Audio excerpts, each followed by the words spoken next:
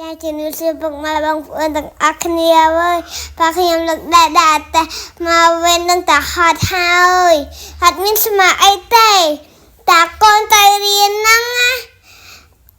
ម៉ាក់ប៉ាទៅធ្វើការទាំងអស់ហើយអត់មាននៅផ្ទះរៀបចំទេ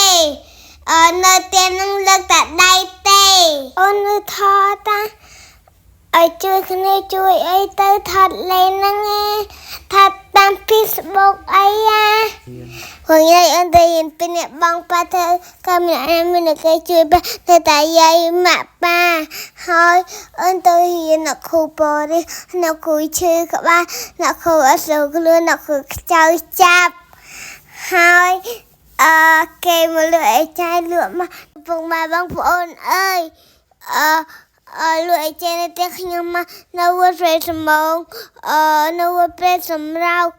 ហើយវត្តនៅភូមិព្រៃសម្រោង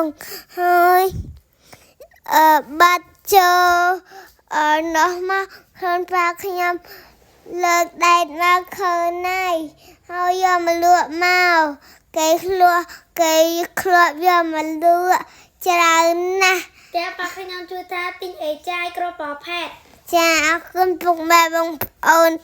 អើយអញ្ចឹងអរគុណ